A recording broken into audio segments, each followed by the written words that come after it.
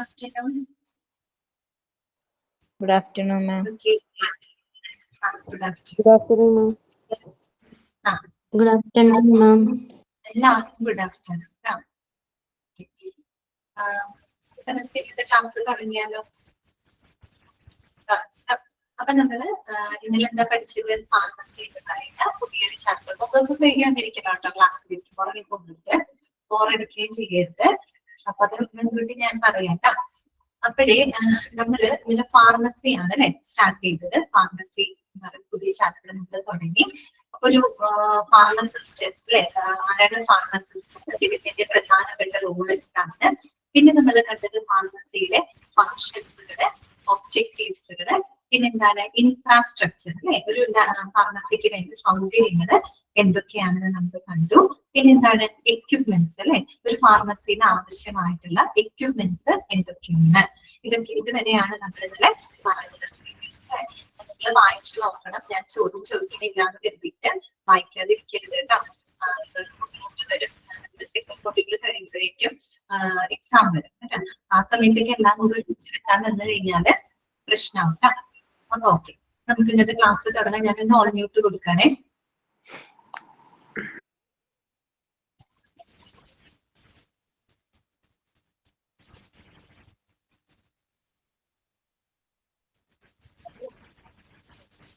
ഇതുവരെയാണ് അല്ലെ നമ്മൾ ഇന്നലെ ക്ലാസ്സിൽ പറഞ്ഞത്. എക്യുപ്മെന്റ്സ് വരെയാണ് നമ്മൾ പറഞ്ഞു നിർത്തിയത്. അടുത്ത നമ്മൾ പഠിക്കാൻ പോകുന്നത് സ്റ്റാഫിംഗ് ആണ് കേട്ടോ. അവിടുത്തെ ജീവനക്കാരുടെ ആ ഒരു രീതി അല്ലെ, ആ ഒരു ഓർഗനൈസേഷൻ എങ്ങനെയാണ്, അതിന്റെ ഒരു ഓർഗാനോഗ്രാം പോലെയാണ് നമ്മളിനി കാണാൻ പോകുന്നത്. സ്റ്റാഫിംഗ് ഓരോ ഡിപ്പാർട്ട്മെന്റ് പഠിച്ചപ്പോൾ നമ്മൾ അവിടുത്തെ സ്റ്റാഫിംഗ് പ്രത്യേകം പറഞ്ഞിട്ടുണ്ട് അല്ലെ. എന്നാൽ നമ്മൾ ഫാർമസി സ്റ്റാഫിംഗ് നോക്കാം. എന്താണ് അതിനകത്ത് പറയുന്നത്? There should be drug and therapeutic committee for advice and decision making. അത് നിങ്ങൾ മനസ്സിലാക്കി വെക്കേണ്ട ഒരു പോയിന്റ് ആണ് കേട്ടോ. അതായത് അവിടെ എന്തുണ്ടായിരിക്കും? ഈ ഡ്രഗ് ആൻഡ് തെറാപ്യൂട്ടിക് കമ്മിറ്റി ഉണ്ടായിരിക്കും. അതായത് ഫാർമസി സംബന്ധമായിട്ടുള്ള കാര്യങ്ങളിൽ തീരുമാനമെടുക്കുന്നതും അവർക്ക് വേണ്ട നിർദ്ദേശങ്ങളും ശുപാർശകളൊക്കെ ചെയ്യുന്നത് ഒരു കമ്മിറ്റിയാണ് എന്ന് പറഞ്ഞത്. Drug and therapeutic committee, DTC എന്നാണ് ചുരുക്കി നമുക്ക് പറയാം കേട്ടോ. DTC, drug and therapeutic committee. Okay, അങ്ങനെ ഒരു കമ്മിറ്റി എപ്പോഴും എന്താണ് ഫാർമസി, അങ്ങനെ ഒരു കമ്മിറ്റി എപ്പോഴും ഉണ്ടായിരിക്കുക. കമ്മിറ്റിയുടെ ഉദ്ദേശം ഇത്രയേ ഉള്ളൂ, ഫാർമസി സംബന്ധമായിട്ടുള്ള കാര്യങ്ങളിൽ തീരുമാനങ്ങൾ എടുക്കുന്നതും അവർക്ക് വേണ്ട നയങ്ങളെല്ലാം തന്നെ ഫോം ചെയ്യുന്നതും ഈ പറയുന്ന കമ്മിറ്റിയാണ്. കേട്ടല്ലോ, നമ്മൾ ഇന്നലെ ഒബ്ജക്റ്റീവ്സും ഫങ്ഷൻസും ഒക്കെ പറഞ്ഞ ഒരു പോയിന്റ് നമ്മൾ പറഞ്ഞു. ഈ ഡ്രഗ് ആൻഡ് തെറാപ്യൂട്ടിക് കമ്മിറ്റി കൊടുക്കുന്ന ശുപാർശകളൊക്കെ പ്രാവർത്തികമാക്കാനുള്ള ഉത്തരവാദിത്തം ആർക്കാണെന്നാണ് നമുക്ക് പറഞ്ഞത്? ഫാർമസിക്ക് അല്ലെ. ഒബ്ജക്റ്റീവിൽ നമ്മളത് പഠിച്ചിരുന്നു, ഫംഗ്ഷനും അത് നമ്മൾ പറഞ്ഞിരുന്നു. എന്താണ് ആ കമ്മിറ്റിയിലുള്ളത്? ജസ്റ്റ് നിങ്ങൾ മനസ്സിലാക്കിക്കുക, നമുക്കത് പഠിക്കാനൊന്നുമില്ല കേട്ടോ. കമ്മിറ്റി എന്ന് പറഞ്ഞാൽ വേറൊന്നുമല്ല, അതിൽ ഒരു ഗ്രൂപ്പ് ഓഫ് പ്രൊഫഷണൽസ് ആണ് അതിനകത്തുള്ളത് കേട്ടോ. ഒരു ടീം ഓഫ് പ്രൊഫഷണൽസ് ആണ്. അവര് വന്നിട്ട് ഈ പറയുന്ന മരുന്നുകളും പിന്നെ ഈ പറയുന്ന എക്യുപ്മെന്റ്സ് ഒക്കെ വളരെ നല്ല രീതിയിൽ ഉപയോഗപ്പെടുത്തിയിട്ട് രോഗിക്ക് നല്ലൊരു പരിചരണം നൽകാനായിട്ട് സഹായിക്കുന്ന ഒരു ടീം ഓഫ് പ്രൊഫഷണൽസ്, അവരെയാണ് നമ്മൾ DTC അഥവാ ഡ്രഗ്സ് ആൻഡ് ഫാർമസ്യൂട്ടിക്കൽ കമ്മിറ്റി എന്ന് പറയുന്നത്. അതിനകത്ത് ആരുണ്ടായിരിക്കും? ഫാർമസിസ്റ്റുകൾ ഉണ്ടായിരിക്കും കേട്ടോ. ഫാർമസിസ്റ്റുകൾ ഉണ്ടായിരിക്കും. അത് മാത്രമല്ല മറ്റു പല ഹെൽത്ത് പ്രൊഫഷണൽസും അതിനകത്ത് ഉണ്ടായിരിക്കും. ഇവരുടെ പ്രധാനപ്പെട്ട ഫങ്ഷൻസ് നമുക്ക് പഠിക്കാനുണ്ട് ഈ ചാപ്റ്ററിനകത്ത്. പ്രധാനമായിട്ട് നമ്മളുടെ മരുന്നുകളുടെ ഉപയോഗം, അതുപോലെ ഡ്രഗ് യൂസുമായിട്ട് ബന്ധപ്പെട്ട ഫാർമസിയുമായിട്ട് ബന്ധപ്പെട്ട പോളിസികളെല്ലാം ഫോം ചെയ്യാം, അതുപോലെ തന്നെ ഡ്രഗ് ഫോർമുലറീസ് പ്രിപ്പയർ ചെയ്യാം. ഇതൊക്കെയാണ് അവരുടെ പ്രധാനപ്പെട്ട റോൾ. ഓക്കെ, അപ്പൊ ഞാൻ പറഞ്ഞു ഡ്രഗ് ഫോർമുലറി. എന്താണ് ഫോർമുലറി? ഒന്ന് ജസ്റ്റ് പറഞ്ഞിട്ട് കാര്യങ്ങൾക്ക് വരുന്നുണ്ട്, ഞാനൊന്ന് കേട്ടിരുന്നു. ഫോർമുലറി എന്ന് പറഞ്ഞാൽ വേറൊന്നുമല്ല, it is the list of medicines ആണ് കേട്ടോ. List of medicines that are covered by the health insurance plan. അതായത് ഒരു ഹോസ്പിറ്റലില് എന്താണ് ലഭ്യമായിട്ടുള്ള, അതായത് ദിനവും അവർക്ക് ഉപയോഗിക്കുന്നതിന് വേണ്ടിയിട്ട് ലഭ്യമായിട്ടുള്ള മരുന്നുകളുടെ ഒരു ലിസ്റ്റ്. ഓക്കെ, ആ ഒരു ലിസ്റ്റ് ഓഫ് മെഡിസിൻസിനെയാണ് നമ്മൾ എന്ത് പറയുന്നത്? ഫോർമുലറി എന്ന് പറയുന്നത് കേട്ടോ. ഫോർമുലറി എന്നുള്ളത് മാത്രം ഒരു മറക്കരുത്, നമ്മളിലേക്ക് വരുന്നുണ്ട് കേട്ടോ. അപ്പൊ എന്താണ് ഫോർമുലറി എന്ന് പറയുന്നില്ല, പക്ഷെ ഈ വേർഡ് കേൾക്കുമ്പോൾ നിങ്ങൾക്ക് മനസ്സിലാവാൻ കാര്യം ഇന്നതാണ് കേട്ടോ. എന്താണ് ഞാൻ പറഞ്ഞത്? ലിസ്റ്റ് ഓഫ് ദ മെഡിസിൻസ് ആണ് that are approved by a hospital. അതായത് ഒരു ഹോസ്പിറ്റലില് ഉപയോഗിക്കുന്നതിന് വേണ്ടിയിട്ട്, ദിനവും ഉപയോഗിക്കുന്നതിന് വേണ്ടിയിട്ട് ഫാർമസിയിൽ ലഭ്യമായിട്ടുള്ള എല്ലാ മരുന്നുകളുടെ ഒരു ലിസ്റ്റ്. ഓക്കെ, അതിനെയാണ് നമ്മൾ ഫോർമുലറി എന്ന് പറയുന്നത്. ഇത്തരത്തിലുള്ള ഡ്രഗ് ഫോർമുലറി ഒക്കെ പ്രിപ്പയർ ചെയ്യുന്നതൊക്കെ ഈ പറയുന്ന നമ്മുടെ DTC ആണ്, ഡ്രഗ്സ് ആൻഡ് ഫാർമസ്യൂട്ടിക്കൽ കമ്മിറ്റിയാണ്. നിങ്ങൾ മനസ്സിലാക്കി വെക്കേണ്ട പോയിന്റ് വേറൊന്നുമല്ല, നമ്മുടെ ഹോസ്പിറ്റലില് ഫാർമസിയുമായിട്ട് ബന്ധപ്പെട്ട കാര്യങ്ങളുടെ ശുപാർശകൾ കൊടുക്കാനും നിർദ്ദേശങ്ങൾ കൊടുക്കാനും അവരുമായിട്ട് ബന്ധപ്പെട്ട കാര്യങ്ങളിൽ തീരുമാനം എടുക്കാനായിട്ട് ഒരു കമ്മിറ്റി എവിടെയുണ്ട്. ആ കമ്മിറ്റിനെ നമ്മൾ ഡ്രഗ്സ് ആൻഡ് ഫാർമസ്യൂട്ടിക്കൽ കമ്മിറ്റി അഥവാ ചുരുക്കി നമ്മൾ ഇത് പറയും DTC എന്ന് പറയും. ഓക്കെ, അത് മനസ്സിലാക്കി. പിന്നെന്താണ്? Pharmacist requirement on the basis of bed strength. നമ്മൾ ഇന്നലെ ഇൻട്രൊഡക്ഷൻ പറഞ്ഞപ്പോൾ തന്നെ പറഞ്ഞത് ഒരു ഫാർമസിയുടെ കാര്യങ്ങളെല്ലാം തന്നെ നിയന്ത്രിക്കുന്നത് ആരാണ്? ഒരു ഫാർമസിസ്റ്റ് ആണ് അല്ലെ. അപ്പോ ഒരു ഹോസ്പിറ്റലില് എത്ര ഫാർമസിസ്റ്റുകൾ വേണം എന്ന് തീരുമാനിക്കുന്നത് എന്തിനെ അടിസ്ഥാനപ്പെടുത്തിക്കൊണ്ടെന്ന് അറിയാമോ? ബെഡ് സ്ട്രെങ്തിനെ ഡിപ്പെൻഡ് ചെയ്തുകൊണ്ടാണ്. പറഞ്ഞ പോയിന്റ് വളരെ ഇമ്പോർട്ടന്റ് ആണ്, നിങ്ങൾ അണ്ടർലൈൻ ചെയ്ത് തന്നെ പഠിക്കുന്നത് കേട്ടോ. അതായത് requirement of the pharmacist in a hospital depends upon the number of beds. Okay, എന്താണ് പറയുന്നത്? എത്രത്തോളം നമ്പർ ഓഫ് ബെഡ്സ്, എത്രത്തോളം ഇൻ പേഷ്യൻസിനെ അവിടെ അക്കോമഡേറ്റ് ചെയ്യാനായിട്ട് സാധിക്കുന്നതാണ് അവിടുത്തെ ബെഡ് സ്ട്രെങ്ത് എന്ന് പറയുന്നത് അല്ലെ. ആ ഒരു ബെഡ് സ്ട്രെങ്തിനെ ആശ്രയിച്ചുകൊണ്ടാണ് എത്ര ഫാർമസിസ്റ്റുകൾ വേണമെന്ന് നിശ്ചയിക്കുന്നത്. ക്ലിയർ ആയല്ലോ? അതായത് the number of pharmacist required in a hospital എന്തിനെ ഡിപ്പെൻഡ് ചെയ്യുന്നു? Depends upon the number of beds in a hospital. ഹോസ്പിറ്റലിൽ അവൈലബിൾ ആയിട്ടുള്ള ബെഡ് സ്ട്രെങ്തിനെ അല്ലെങ്കിൽ ബെഡുകളുടെ എണ്ണത്തിനനുസരിച്ചാണ് ഫാർമസിസ്റ്റുകളുടെ എണ്ണം നമ്മൾ നിർണ്ണയിക്കുന്നത്. ഞാനത് വീണ്ടും പറയാൻ കാരണം അതിന് ചോദ്യം വന്നിട്ടുണ്ട് കേട്ടോ, അതുകൊണ്ടാണ് നോട്ട് ചെയ്യാനായിട്ട് കൂടുതൽ സ്ട്രെസ് ചെയ്ത് പറഞ്ഞത്. അപ്പോ അതിനെ സംബന്ധിക്കുന്ന ഒരു ടാബുലർ കോളാണ് താഴെ കൊടുത്തിരിക്കുന്നത്. അത് നിങ്ങൾ ബൈ ഹാർട്ട് ചെയ്ത് തന്നെ പഠിക്കുന്നത്. അതിന് തിരിച്ചു മറിച്ചൊക്കെ ചോദ്യങ്ങൾ. ഒന്നാമത്തെ നോക്കിയ bed strength, number of pharmacist required. അപ്പൊ ബെഡ് സ്ട്രെങ്തിനനുസരിച്ചാണ് എത്ര ഫാർമസിസ്റ്റുകൾ വേണമെന്ന് പറയുന്നത്. അപ്പൊ നോക്കിക്കേ, ആദ്യത്തെ അപ് ടു 50 ബെഡ്സ് അല്ലെ, 50 ബെഡുകൾ വരെയാണെങ്കിൽ 50 ബെഡുകൾ വരെയാണ് ആ ഒരു ഹോസ്പിറ്റലിൽ ഉള്ളതെങ്കിൽ അവിടെ എത്ര ഫാർമസിസ്റ്റുകൾ വേണം? 3. എത്ര പേര് വേണം? 3 പേര് വേണം അല്ലെ. ഇനി അപ് ടു 100 ബെഡ്സ്, 100 വരെയാണ് ബെഡ് സ്ട്രെങ്ത്, എത്ര വേണം? 5 വേണം. എത്ര ഫാർമസിസ്റ്റ് വേണം? 5. ഓക്കെ, ഇനി അപ് ടു 200 ബെഡ്സ് ആണെങ്കിൽ 8. ഓക്കെ, അപ് ടു 300 ബെഡ്സ് ആണെങ്കിൽ 10. പിന്നെന്താണ്? അപ് ടു 500 ബെഡ്സ് വരെയാണെങ്കിൽ 15 ഫാർമസിസ്റ്റ് ആർ റിക്വയർഡ്. മനസ്സിലായോ പറഞ്ഞത്? ഇത് മറന്നു പോകരുത്. 50 വരെയാണെങ്കിൽ 3 ഫാർമസിസ്റ്റ്, 100 വരെയാണെങ്കിലോ 5 പേര് അല്ലെ. ഇനി 200 ആണെങ്കിലോ 8, 300 ആണെങ്കിൽ എത്രയാണ്? 10. പിന്നെ 500 ആണെങ്കിൽ എത്ര ഫാർമസിസ്റ്റുകൾ വേണം? 15 ഫാർമസിസ്റ്റുകൾ ആവശ്യമായിട്ട് വരും. സാധാരണ ഒരു ഹോസ്പിറ്റല്, നമ്മൾ സ്മോൾ ഹോസ്പിറ്റൽ എടുക്കാം, ആ ഹോസ്പിറ്റലിന് പൊതുവെ എത്ര ഫാർമസിസ്റ്റുകൾ ഉണ്ടാവും അറിയോ? 3 ഫാർമസിസ്റ്റുകൾ പൊതുവെ ഉണ്ടായിരുന്നു. അപ്പൊ ഇത് തിരിച്ചു മറിച്ച് ചോദിക്കാം. ചോദ്യം എങ്ങനെയായിരിക്കും വരിക? നിങ്ങളോട് ചോദിക്കാണ്, ഒരു 200 ബെഡ്സ് അല്ലെ, 200 ബെഡ് സ്ട്രെങ്ത് ഉള്ള ഒരു ഹോസ്പിറ്റലില് എത്ര ഫാർമസിസ്റ്റുകൾ ആവശ്യമായിട്ട് വരും എന്ന് ചോദ്യം വരുമ്പോ ഓപ്ഷൻ 3, 5, 10, 15 എന്നൊക്കെ പറഞ്ഞ് കാണും. അപ്പൊ നിങ്ങൾ എത്ര എഴുതണം? 8 എഴുതണം അല്ലെ. 200 ബെഡ്സിന്റെ 200 ബെഡുള്ള ഒരു ഹോസ്പിറ്റലിൽ എത്ര ഫാർമസിസ്റ്റ് വേണം? 8 ഫാർമസിസ്റ്റുകൾ ആവശ്യമാണ്. ഇനി തിരിച്ച് ചോദിക്കാം, നിങ്ങളോട് ചോദിക്കാണ്, ഒരു 10 ഫാർമസിസ്റ്റുകളുള്ള ഹോസ്പിറ്റലിൽ ബെഡ് സ്ട്രെങ്ത് എത്രയാണ്? അങ്ങനെയും ചോദിച്ചൂടെ തിരിച്ച്? അപ്പൊ നിങ്ങൾ എന്ത് പറയണം?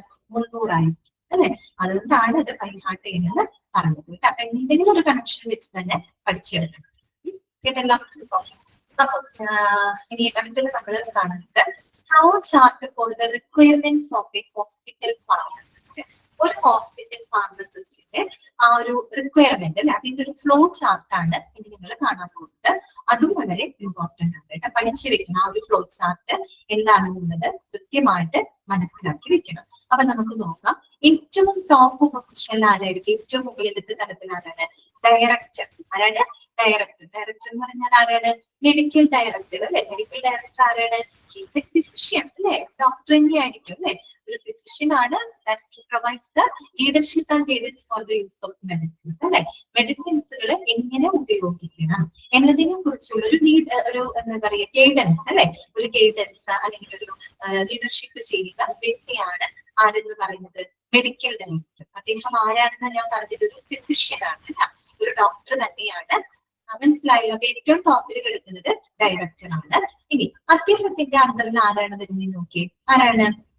Superintendent of the pharmaceutical services or chief pharmacist. എന്താണ്? Superintendent of pharmaceutical services or chief pharmacist. ഇതിന്റെ അണ്ടറിലാണ് ആര് വരുന്നത്? ഒരു ചീഫ് ഫാർമസിസ്റ്റ് വരുന്നത്.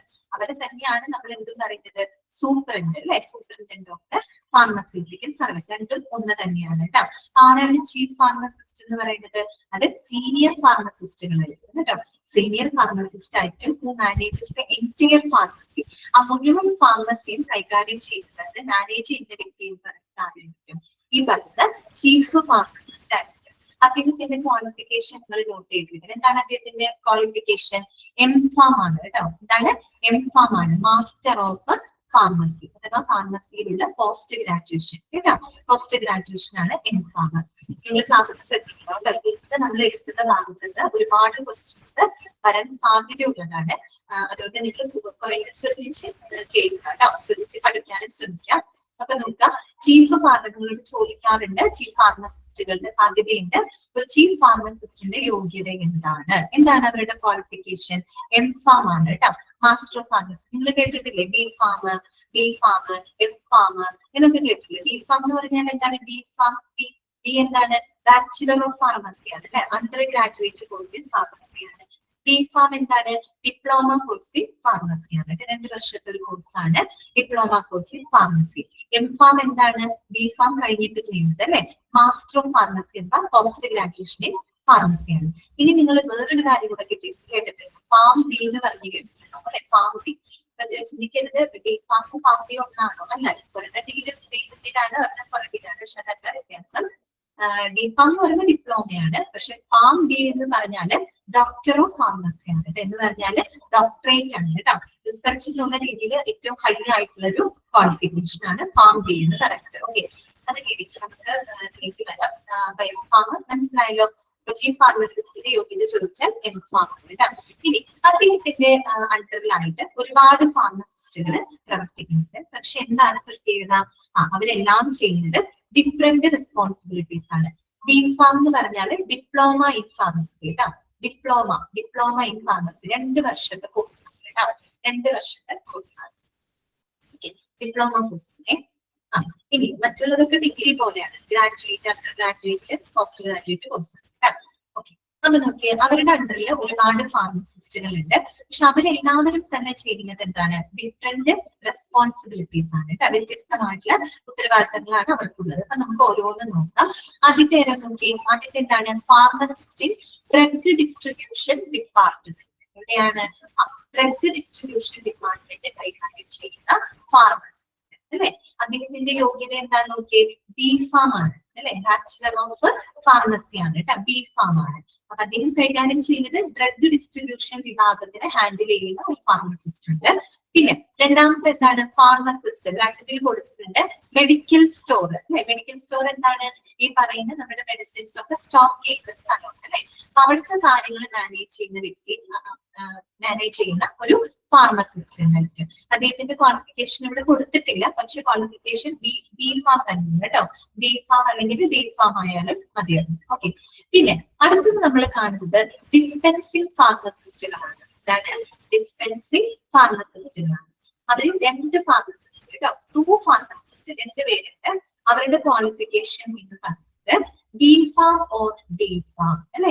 ബാച്ചുലർ ഓഫ് ഫാർമസി അല്ലെങ്കിൽ ഡിപ്ലോമ ഇൻ ഫാർമസി. അതിലെന്താ ചെയ്യുന്നത്? ഡിസ്പെൻസിങ് ആണ് ചെയ്യുന്നത് അല്ലെ? മരുന്ന് വിതരണമാണ് അവർ ചെയ്യുന്നത്. ഇനി ലാസ്റ്റ് എന്താണ് പറയുന്നത്? പോസ്റ്റ് ഗ്രാജുവേറ്റ് ഫാർമസിസ്റ്റ് കൊണ്ട് ക്വാളിറ്റി കൺട്രോൾ അല്ലെ? മരുന്നിന്റെ ഗുണനിലവാരം പരിശോധിക്കുന്നത് വളരെ ഇമ്പോർട്ടന്റ് ആയിട്ടുള്ള ഒരു കാര്യമാണ്. പേഷ്യൻസിന് കൊടുക്കുന്നതാണ്. അപ്പൊ ക്വാളിറ്റി കൺട്രോളിന് വേണ്ടിയിട്ട് എന്താണ്? ഒരു ഫാർമസിസ്റ്റ് ഉണ്ടായിരിക്കും. അദ്ദേഹത്തിന്റെ ക്വാളിഫിക്കേഷൻ എന്താണ്? പോസ്റ്റ് ഗ്രാജുവേറ്റ് ആണ് അല്ലെ? എം ഫാം ആണ് അല്ലെ? എം ഫാം ആണ് കേട്ടോ. അപ്പൊ നിങ്ങൾ ഈ ഒരു ഫ്ലോ ചാർട്ട് മനസ്സിലാക്കിയിരിക്കുന്നത് ഏറ്റവും ടോപ്പിൽ നിൽക്കുന്നത് ഡയറക്ടർ ആണ്, ഒരു മെഡിക്കൽ ഡയറക്ടർ ആണ് കേട്ടോ. അദ്ദേഹം ഒരു ഫിസിഷ്യൻ തന്നെയാണ്. ഈ പറയുന്ന മരുന്നുകൾ എങ്ങനെ ഉപയോഗിക്കണം എന്നതിനെ കുറിച്ചുള്ള ഒരു ഗൈഡൻസ് അല്ലെങ്കിൽ അതിന് വേണ്ട ഒരു ലീഡർഷിപ്പ് ഉള്ള വ്യക്തിയാണ് director. Okay, is A physician. ഇനി അദ്ദേഹത്തിന്റെ അണ്ടറിലാണ് ആര് വരുന്നത്? ചീഫ് ഫാർമസിസ്റ്റ് അഥവാ അവർ തന്നെയാണ് നമ്മൾ എന്ത് പറയുന്നത് superintendent of the pharmaceutical service. അദ്ദേഹത്തിന്റെ ക്വാളിഫിക്കേഷൻ എന്താണ്? എംഫാം ആണ് അല്ലെ, മാസ്റ്റർ ഓഫ് ഫാർമസി ആണ്. അദ്ദേഹം ഒരു സീനിയർ ആയിട്ടുള്ള ഫാർമസിസ്റ്റ് ആണ്. ഫാർമസിയുടെ മുഴുവൻ എൻ്റെ ഫാർമസി മാനേജ് ചെയ്യുന്നത് ഈ ഒരു ഫാർമസിസ്റ്റ്. ക്ലിയർ ആണല്ലോ. അദ്ദേഹത്തിന്റെ അണ്ടറിൽ ഒരുപാട് ഫാർമസിസ്റ്റുകൾ വരുന്നുണ്ട്. പക്ഷെ അവരെല്ലാവരും തന്നെ ചെയ്യുന്നത് ഡിഫറെന്റ് ഡ്യൂട്ടീസ് ആണ്. അപ്പൊ അതിലൊരു ഫാർമസിസ്റ്റ് നമ്മൾ പറഞ്ഞത് ഡ്രഗ് ഡിസ്ട്രിബ്യൂഷൻ ഡിപ്പാർട്ട്മെന്റ് ഹാൻഡിൽ ചെയ്യുന്ന ഒരു ഫാർമസിസ്റ്റ് ഉണ്ടായിരിക്കും. യോഗ്യത B.Pharm ആണ്. പിന്നെ മെഡിക്കൽ സ്റ്റോർ ഹാൻഡിൽ ചെയ്യുന്ന ഒരു ഫാർമസിസ്റ്റ് ഉണ്ടായിരിക്കും. പിന്നെ നമ്മൾ എന്താ പറയുന്നത് ഡിസ്പെൻസിങ് ഫാർമസിസ്റ്റുകളുണ്ടായിരിക്കും. അത് 2 ഫാർമസിസ്റ്റുകളാണ്. അവരുടെ യോഗ്യത B.Pharm അല്ലെങ്കിൽ D.Pharm ആണ്. ലാസ്റ്റ് ക്വാളിറ്റി കൺട്രോളിന് വേണ്ടിയിട്ടുള്ള ഒരു ഫാർമസിസ്റ്റ് ഉണ്ടായിരിക്കും. അദ്ദേഹത്തിന്റെ യോഗ്യത എന്ന് പറയുന്നത് M.Pharm തന്നെയാണ്, പോസ്റ്റ് ഗ്രാജുവേഷൻ ഫാർമസി. ഈ ഫ്ലോ ചാർട്ടിനകത്ത് നോക്കുകയാണെങ്കിൽ ഈ M.Pharm ക്വാളിറ്റി ഉള്ളവർ 2 പേര് മാത്രമാണ് അല്ലെ. ആരൊക്കെയാണ്? ഒന്ന് വന്നിട്ട് നമ്മുടെ ചീഫ് ഫാർമസിസ്റ്റ്, പിന്നെന്താണ് ക്വാളിറ്റി കൺട്രോൾ ചെയ്യുന്ന ഫാർമസിസ്റ്റ്. അവർക്ക് 2 പേർക്കും M.Pharm യോഗ്യതയാണ് വേണ്ടത് അല്ലെ. ബാക്കിയുള്ളവർക്ക് എല്ലാവർക്കും തന്നെ B.Pharm അല്ലെങ്കിൽ D.Pharm യോഗ്യത. നോക്കാനായിട്ട് എളുപ്പമുണ്ടല്ലോ, മാറിപ്പോകില്ലല്ലോ. പിന്നെ നിങ്ങൾ ഇങ്ങനെയും ചിന്തിക്കണം ചീഫ് ഫാർമസിസ്റ്റ് എന്ന് പറയുമ്പോൾ ചീഫാണ്, ഒരു മേധാവിയാണ് അല്ലെ. അദ്ദേഹം എന്താണ് ഫാർമസിയുടെ മൊത്തത്തിലുള്ള കാര്യങ്ങൾ മാനേജ് ചെയ്യുമ്പോൾ അതിനനുസരിച്ചുള്ള ക്വാളിഫൈഡ് ആയിട്ടുള്ള ഒരാളായിരിക്കണം അല്ലെ. ഇങ്ങനെ ചിന്തിച്ചാൽ അപ്പോൾ ഏറ്റവും ഉയർന്ന യോഗ്യതയാണ് M.Pharm എന്ന് പറയുന്നത്. അതുപോലെ ഇവിടെ നമ്മൾ ഡിസ്പെൻസ് ചെയ്യാം അല്ലെ, മരുന്ന് വിതരണം ചെയ്യാം അല്ലെങ്കിൽ ഡിസ്ട്രിബ്യൂട്ട് ചെയ്യാം, സ്റ്റോർ ചെയ്യാം എന്നുള്ളതിനേക്കാൾ റിസ്ക് ആണ് എന്ത്? Quality control. ശരിയല്ലേ ഞാൻ പറഞ്ഞത്? ഈ പറയുന്ന ഫാർമസിയുടെ മരുന്നുകളുടെ ഗുണനിലവാരം ഉറപ്പാക്കുക എന്ന് പറയുന്നത് ഒരു വലിയ ഒരു കുറച്ചും കൂടെ എന്താണ് ഒരു പറ്റി മുന്നിൽ ക്വാളിഫിക്കേഷൻ വേണ്ട ഒരു സംഭവമാണ് അല്ലെ. അപ്പൊ അങ്ങനെയും ചിന്തിക്കാം കേട്ടോ. ക്ലിയർ ആണല്ലോ? ഫ്ലോ ചാർട്ട് പഠിച്ചു വെക്കുന്നു കേട്ടോ. യോഗ്യത ചോദിക്കാറുണ്ട്. എന്താണ് ഫാം ഡി എന്ന് പറഞ്ഞാൽ? ഫാർമസി ഓഫ് ഡോക്ടർ അല്ല, doctor of pharmacy. Doctor of pharmacy ഏത് ഡോക്ടർ? ആ ഡോക്ടർ അല്ല, അതായത് ഡോക്ടറേറ്റ് ഇല്ലേ, ഡോക്ടറേറ്റ് PhD അത് നമ്മൾ പറയില്ലേ, ഡോക്ടർ ഓഫ് ഫിലോസഫി റിസർച്ച്, അതാണ് കേട്ടോ. ആ ഫാമിലിയാണ് കേട്ടോ ഡോക്ടർ ഓഫ് ഫിലോസഫി. റിസർച്ച് ഒക്കെ ചെയ്യുന്ന ആൾക്കാർ PhD ചെയ്യില്ലേ അതിനകത്ത്, അതാണ് കേട്ടോ. അവരെ നമ്മള് അവരുടെ പേരിന്റെ സർനെയിം എടുത്തുണ്ട്, പേരിന്റെ മുമ്പിൽ നമ്മൾ എന്ത് ചേർക്കാറുണ്ട്? ഡോക്ടർ എന്ന് ചേർക്കാറുണ്ട്. ഡോക്ടർ എന്ന് പറയുമ്പോൾ പൊതുവെ MBBS ഡോക്ടർ ഉണ്ട്, റിസർച്ച് ചെയ്ത ഡോക്ടേഴ്സ് കേട്ടോ. മനസ്സിലായില്ലേ? ഓക്കെ, ക്ലിയർ ആണല്ലോ. അടുത്തേക്ക് പോവാലോ. ശരി, ഇനിയാണ് അടുത്തത് PTC കമ്മിറ്റി. സോറി, PTC ഞാൻ ചുരുക്കിയാണ് കേട്ടോ പറയുന്നത്. എന്താണ് സംഭവം? Drug and therapeutic committee. ഈ ആ കമ്മിറ്റിയില് കുറച്ച് കാര്യങ്ങളാണ് നമ്മൾ പഠിക്കാനായിട്ട്. ഈ പറഞ്ഞത് മാത്രം നിങ്ങൾ പഠിച്ചാൽ മതി, കൂടുതലൊന്നും വേണ്ട നമുക്ക്. അപ്പൊ നോക്കി, ഫസ്റ്റ് എന്താണ്? Medical superintendent. അതായത് മെഡിക്കൽ സൂപ്പറിൻറ്റൻഡന്റ് അദ്ദേഹം എന്താണ്? ഈ കമ്മിറ്റിയുടെ ആരാണ്? ചെയർമാൻ ആണ്. ചോദ്യം വരാം, who is the chairman of DTC? ആരാണ് DTCയുടെ ചെയർമാൻ? ആരാണ്? മെഡിക്കൽ സൂപ്പറിൻറ്റൻഡന്റ് ആണ് കേട്ടോ. ഈ മെഡിക്കൽ സൂപ്പറിൻറ്റൻഡന്റ് ആണ് ഈ പറയുന്ന കമ്മിറ്റിയുടെ ചെയർമാൻ സ്ഥാനം നിലനിർത്തുന്നത്. കേട്ടല്ലോ. പിന്നെന്താണ്? All HODs. HOD എന്ന് പറഞ്ഞാൽ എന്താണ്? ഹെഡ് ഓഫ് ദ ഡിപ്പാർട്ട്മെന്റ് അല്ലെ. നമുക്കറിയാം ഹോസ്പിറ്റലിൽ ഒരുപാട് ഡിപ്പാർട്ട്മെന്റുകൾ ഉണ്ട്. അപ്പൊ ഓരോ ഡിപ്പാർട്ട്മെന്റിന് ഹെഡ് ഉണ്ടായിരിക്കും അല്ലെ. അങ്ങനെ അവിടെ ആ ഹോസ്പിറ്റലിൽ എത്രത്തോളം ഡിപ്പാർട്ട്മെന്റുകൾ ഉണ്ടോ അവിടെ എല്ലാ ഡിപ്പാർട്ട്മെന്റുകളുടെയും ഹെഡ് കേട്ടോ. ഓൾ HODs എല്ലാം ഈ പറയുന്ന കമ്മിറ്റിയിലെ മെമ്പർ ആയിരിക്കും, അംഗങ്ങളായിരിക്കും. മനസ്സിലായല്ലോ? പിന്നെ എന്താണ്? Nursing superintendent. എന്താണ്? നഴ്സിംഗ് സൂപ്പറിൻറ്റൻഡന്റ് അല്ലെ. നഴ്സുമാർക്കും ഉണ്ടാവും ഒരു ഹെഡ് ഉണ്ടായിരിക്കും. നഴ്സിംഗ് സൂപ്പറിൻറ്റൻഡന്റ് ആണ് നമ്മൾ പറയാ. അവരും ഈ പറയുന്ന കമ്മിറ്റിയിൽ എന്തായിരിക്കും? മെമ്പർ ആയിരിക്കും, അംഗമായിരിക്കും. പിന്നെ നോക്കി, അടുത്ത ആളാരാണ്? Chief pharmacist. നമ്മളിവിടെ പറഞ്ഞില്ലേ ഫ്ലോ ചാർട്ടിനകത്ത് ചീഫ് ഫാർമസിസ്റ്റ് പറഞ്ഞില്ലേ? അദ്ദേഹം ആരാണ് ഈ കമ്മിറ്റിയുടെ മെമ്പർ സെക്രട്ടറി? അതാണ് ഈ കമ്മിറ്റിയുടെ സെക്രട്ടറി. അപ്പൊ മെമ്പർ അധികം നമുക്ക് ചോദ്യം വരാൻ സാധ്യതയുണ്ട്. പക്ഷെ ഇവര് 2 പേരും നമ്മൾ പ്രത്യേകം നോട്ട് ചെയ്ത് പഠിക്കണം. Who is the chairman of DTC? ഓപ്ഷനിൽ കാണും മെഡിക്കൽ സൂപ്പറിൻറ്റൻഡന്റ്, ചീഫ് ഫാർമസിസ്റ്റ് അല്ലെങ്കിൽ HOD എന്നൊക്കെ കാണും. എന്താണ് ഉത്തരം? മെഡിക്കൽ സൂപ്പറിൻറ്റൻഡന്റ് അല്ലെ. ചെയർമാൻ സ്ഥാനം വഹിക്കുന്നത് മെഡിക്കൽ സൂപ്പറിൻറ്റൻഡന്റ് ആയിരിക്കും. കമ്മിറ്റിയുടെ സെക്രട്ടറി സ്ഥാനം വഹിക്കുന്നത് ആരാണ്? അത് ചീഫ് ഫാർമസിസ്റ്റ് ആയിരിക്കും. നേരത്തെ പറഞ്ഞ M.Pharm യോഗ്യതയുണ്ട് അവരെ. കേട്ടല്ലോ? മനസ്സിലായല്ലോ? ഇത്രയാണ് നമ്മൾ സ്റ്റാഫിംഗിൽ നമ്മൾ പഠിക്കാൻ. സ്റ്റാഫിംഗ് നമ്മൾ പറഞ്ഞ പോയിന്റ് ഇത്രയേ ഉള്ളൂ. അതായത് ഒരു ഫാർമസി ആയിട്ട് ബന്ധപ്പെട്ട കാര്യങ്ങളിൽ തീരുമാനമെടുക്കുന്നതിനും അവർക്ക് വേണ്ട നിർദ്ദേശങ്ങൾ കൊടുക്കാനായിട്ടൊരു drug and pharmaceutical company committee ഉണ്ടായിരിക്കും. അത് മനസ്സിലാക്കിയിരിക്കാം. പിന്നെ ഏറ്റവും ഇമ്പോർട്ടന്റ് പോയിന്റ് ആണ് number of the pharmacist required in a hospital depends on the ഇതിനെയാണ് ആശ്രയിച്ചിരിക്കുന്നത് നമ്പർ ഓഫ് ബെഡ്സ് അല്ലെ, ബെഡ് സ്ട്രെങ്തിനെ ആശ്രയിച്ചുകൊണ്ടാണ് എത്ര ഫാർമസിസ്റ്റുകൾ വേണമെന്ന് നിശ്ചയിക്കുന്നത്. അതിനെ ആസ്പദമായിട്ട് നമ്മൾ പറഞ്ഞു 50 ബെഡ് സ്ട്രെങ്ത് എങ്കിൽ എത്രയാണ് 3 അല്ലെ, 100 എത്രയാണ്, 100 എത്രയായിരുന്നു 5 അല്ലേ നമ്മൾ പറഞ്ഞത്, 100 5 അല്ലെ, ഓക്കെ 5, 200 8, 300 10, 500 15. ഓക്കെ, അത് ബൈഹാർട്ട് ചെയ്യണം. ഫ്ലോ ചാർട്ടും ഇമ്പോർട്ടന്റ് ആണ്. ഡയറക്ടർ, തൊട്ട് താഴെ ചീഫ് ഫാർമസിസ്റ്റ്, അദ്ദേഹത്തിന്റെ താഴെ കുറെ ഫാർമസിസ്റ്റുകൾ. പിന്നെ ഞാനൊരു കാര്യം പറയാം കേട്ടോ, നമ്മളെ ഇവിടെ ഒരു ഫാർമസിസ്റ്റ് പറഞ്ഞപ്പോ ഞാൻ പറഞ്ഞു ഡ്രഗ് ഡിസ്ട്രിബ്യൂഷൻ ഡിപ്പാർട്ട്മെന്റ്. ഇവിടെ 2 ഫാർമസിസ്റ്റുകൾ പറഞ്ഞു, പ്രാക്ടിക്കലി എഴുതിയിട്ടുണ്ട് ഡിസ്പെൻസിംഗ് എന്ന് പറഞ്ഞിട്ട് എഴുതിയിട്ടുണ്ട്. ചിലർക്ക് സംശയം തോന്നിയേക്കാം, ഈ ഡിസ്പെൻസിംഗ് എന്ന് പറയുന്നതും ഡിസ്ട്രിബ്യൂഷൻ എന്ന് പറയുന്നതും ഒന്ന് തന്നെയല്ലേ, വിതരണം തന്നെയല്ലേ, അപ്പൊ ഇതിൽ അങ്ങനെ എന്ത് വ്യത്യാസമുള്ളത് ചിലർക്ക് തോന്നിയേക്കാം. അങ്ങനെ തോന്നിയവരുണ്ടെങ്കിൽ അവരത് മനസ്സിലാക്കാം. ഡ്രഗ് ഡിസ്ട്രിബ്യൂഷൻ ഡിപ്പാർട്ട്മെന്റ് എന്ന് പറഞ്ഞാല് delivery of the drugs to the health facility ആണ്. അതായത് ഒരു ഹോസ്പിറ്റൽ ഉണ്ടല്ലോ, ആ ഒരു ഹോസ്പിറ്റലിന് മൊത്തമായിട്ട് ആവശ്യം വരുന്ന ഡ്രഗിന്റെ ഡിസ്ട്രിബ്യൂഷൻ ആണ് ഈ പറയുന്ന drug distribution. Okay, drug distribution department ഉദ്ദേശിക്കുന്നത്. ഇനി ഡിസ്പെൻസിങ് അതും ഒരു വിതരണം തന്നെയാണ്, പക്ഷെ ഇവിടെ മരുന്നുകൾ വിതരണം ചെയ്യുന്നത് എന്തിനു വേണ്ടിയിട്ടാണ്, എൻറ്റയർ ഹോസ്പിറ്റലിനാണ് കേട്ടോ, മുഴുവൻ ആ ഒരു ഹോസ്പിറ്റലിന് വേണ്ടിയിട്ടുള്ള മരുന്നുകളാണ് അവിടെ വിതരണം ചെയ്യുന്നത്. ഇനി ഇങ്ങോട്ട് വരാം, ഇവിടെ എന്താണ് ഡിസ്പെൻസിങ്, അതും വിതരണം തന്നെയല്ലേ, അതേ വിതരണം തന്നെയാണ്. പിന്നെ എന്താ വ്യത്യാസം, അവിടെ delivery of the drugs to each patient. Okay, each patient ഒരു രോഗിക്കുമായിട്ട് നമ്മൾ മരുന്ന് വിതരണം ചെയ്യും, അതാണ് കേട്ടോ. നമ്മൾ ഫാർമസിയിൽ പോകുമ്പോൾ എന്താണ് നമ്മൾ മരുന്ന് കൊടുക്കുന്നു, അല്ലെ റെസിപ്റ്റ് കൊടുക്കുന്നു, നമുക്ക് ഓരോ പേഷ്യന്റിനായിട്ടാണ് അവിടെ എന്ത് ചെയ്യുന്നത്, മരുന്ന് നമുക്ക് ഡിസ്പെൻസ് ചെയ്ത് തരുന്നത്. അപ്പൊ അതിനായിട്ട് 2 ഫാർമസിസ്റ്റ്. ഇത് ഹോസ്പിറ്റലിലേക്ക് മൊത്തമായിട്ട് ആവശ്യമായിട്ടുള്ള ഡ്രഗ് ഡെലിവറി ചെയ്യുന്ന ഡിപ്പാർട്ട്മെന്റ് കേട്ടോ. 2ന്റെ അർത്ഥം സെയിം ആണ്, അതുകൊണ്ടാണ് കേട്ടോ. ക്ലിയർ ആണല്ലോ. അപ്പൊ ഫ്ലോ ചാർട്ട് ബൈഹാർട്ട് ചെയ്യണം. ക്വാളിഫിക്കേഷൻ ഒക്കെ എടുത്ത് ചോദിക്കും, ഡിസ്പെൻസിംഗ് ഫാർമസിസ്റ്റിന്റെ ക്വാളിഫിക്കേഷൻ എന്താണ്, അപ്പൊ നിങ്ങൾക്ക് അറിയണം ബി ഫാം അല്ലെങ്കിൽ ഡി ഫാം ആണ്.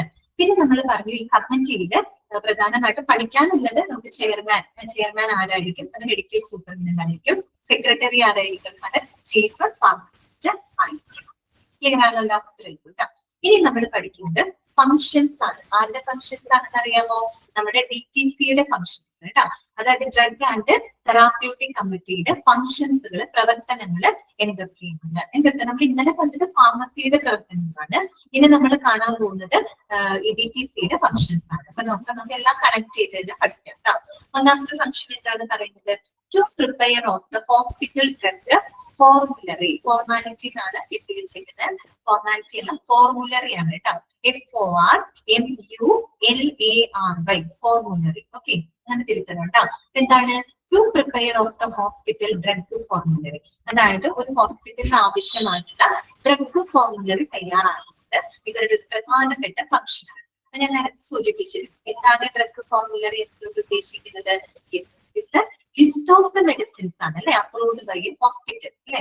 ആ ഒരു ഹോസ്പിറ്റലിൽ ദിനവും ഉപയോഗിക്കുന്നതിന് വേണ്ടിയിട്ട് ലഭ്യമാക്കിയിട്ടുള്ള ആ ഒരു ലിസ്റ്റ് ഓഫ് ഡ്രഗ്സ് അല്ലെ, ലിസ്റ്റ് ഓഫ് മെഡിസിൻസ്, അതിനെയാണ് നമ്മൾ എന്ത് പറയുന്നത്, ഡ്രഗ് ഫോർമുലറി എന്നുകൊണ്ട് ഉദ്ദേശിക്കുന്നത്. അത്തരത്തിലുള്ള ഡ്രഗ് എന്താണ് സ്പെൽ ചെയ്യണോ, ഫോർമുലറി FORMULAR. ഇതൊക്കെ ഇതിന്റെ അടിമയുണ്ട്, FORMULAR ഫോർമുല. കിട്ടിയോ? എന്നാ പഠിക്കാനുണ്ട് ഡ്രഗ് ഫോർമുലറി. ഓക്കെ, ശരി. അപ്പൊ അതായത് നമ്മൾക്ക് നമുക്കറിയാം, ഒരു ഹോസ്പിറ്റൽ എന്ന് പറയുമ്പോൾ ഒരുപാട് ഡിപ്പാർട്ട്മെന്റ്സുകളൊക്കെ അവിടെ പ്രവർത്തിക്കുന്നുണ്ടാവും അല്ലെ. അപ്പൊ ഈ ഓരോരോ ഡിപ്പാർട്ട്മെന്റ്സിനും വേണ്ടത് ഒരേ പോലത്തെ മരുന്നുകളായിരിക്കില്ല അല്ലെ, വ്യത്യസ്തമായിട്ടുള്ള മരുന്നുകൾ ഉണ്ടായിരിക്കും. ആ ഒരു ഹോസ്പിറ്റൽ ഫാർമസിയിൽ എന്താണ് എല്ലാ ഡിപ്പാർട്ട്മെന്റുകൾക്കും ഒരുപോലെ സാറ്റിസ്ഫൈ ചെയ്യുന്ന എല്ലാ മരുന്നുകളും എവിടെ ഉണ്ടായിരിക്കണം, ആ ഒരു ഫാർമസിയിൽ ഉണ്ടായിരിക്കും. അത്തരത്തില് ആ ഒരു ഹോസ്പിറ്റലില് എന്താ പറയാ ദിനവും ഉപയോഗിക്കുന്നതിനായിട്ട് ലഭ്യമാക്കിയിട്ടുള്ള ഒരു ലിസ്റ്റ് ഓഫ് മെഡിസിൻസ്, മനസ്സിലായാലും മരുന്നുകളുടെ ലിസ്റ്റ്, അതാണ് ഫോർമുലറി എന്നതുകൊണ്ട് ഉദ്ദേശിക്കുന്നത്.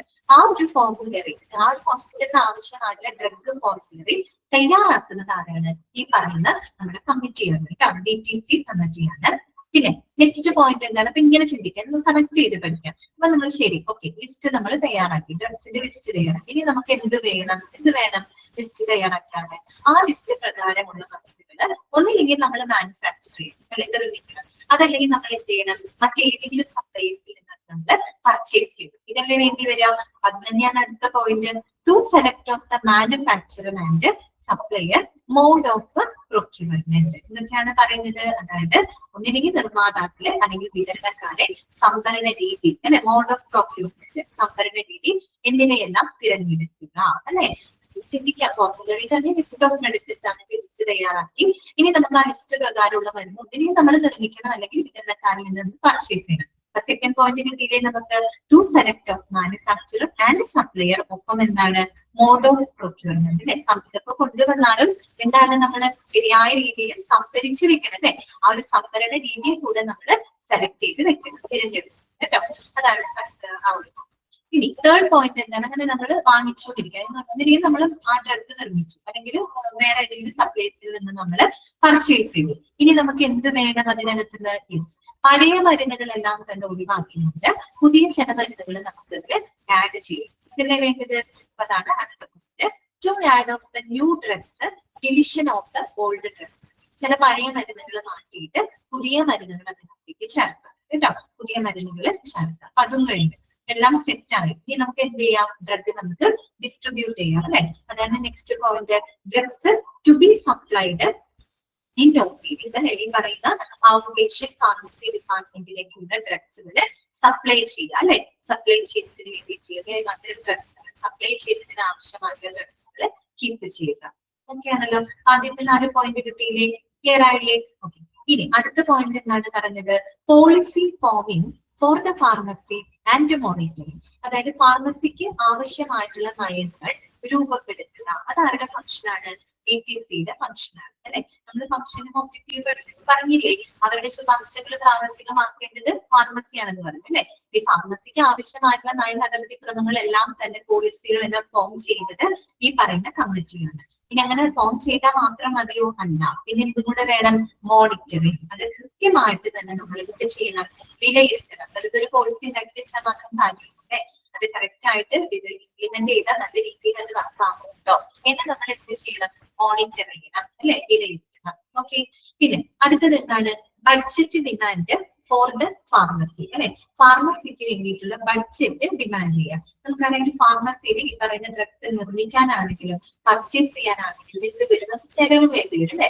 സാമ്പത്തികമായിട്ടുള്ള അല്ലെ ആവശ്യം വരും. അതിന് വേണ്ടിയിട്ട് ഉള്ള ഒരു ബഡ്ജറ്റ്, ഫാർമസിക്ക് വേണ്ടിയിട്ടുള്ള ഒരു ബഡ്ജറ്റ് ഡിമാൻഡ് ചെയ്യുക. അതാരാണ്? ഈ പറയുന്ന കമ്മിറ്റിയാണ് കേട്ടോ. അപ്പൊ budget demand for the pharmacy. പിന്നെ അടുത്തത് എന്താണ്? To develop the drug information system. അതായത് മരുന്നുകളുടെ വിവര സംവിധാനങ്ങളെല്ലാം വികസിപ്പിക്കുക. അതാണ് മരുന്നുകളുടെ വിവര സംവിധാനങ്ങൾ വികസിപ്പിക്കുക. മരുന്നുകളുടെ വിവര സംവിധാനം എന്ന് പറയുമ്പോൾ മരുന്നുമായിട്ട് ബന്ധപ്പെട്ട എന്തെല്ലാം ഇൻഫർമേഷൻസ് ഉണ്ട് അല്ലെ. ആ മരുന്നിന്റെ ക്വാളിറ്റി ഉണ്ടാകും, ക്വാണ്ടിറ്റി ഉണ്ടായിരിക്കും, അതുപോലെ തന്നെ അതിന്റെ ഡ്രഗ് റിയാക്ഷൻസ് അല്ലെ, അതിന്റെ റിയാക്ഷൻസ് ഉണ്ടായിരിക്കും, അതുപോലെ തന്നെ അതിന്റെ പ്രൈസ് അല്ലെ, ഈ മരുന്നിന്റെ വില, അങ്ങനെയുള്ള മരുന്നുമായിട്ട് ബന്ധപ്പെട്ട ഒത്തിരിയേറെ കാര്യങ്ങളുണ്ട് അല്ലെ. അപ്പൊ അത്തരത്തിലൊരു ഡ്രഗ് അല്ലെ മരുന്ന് വിവര സംവിധാനങ്ങളെല്ലാം തന്നെ ഡെവലപ്പ് ചെയ്യുക, വികസിപ്പിക്കുക. അതാരുടെ ഫംഗ്ഷനാണ്? നമ്മുടെ DTCയുടെ ഫംഗ്ഷനാണ് കേട്ടോ. പിന്നെന്താണ്?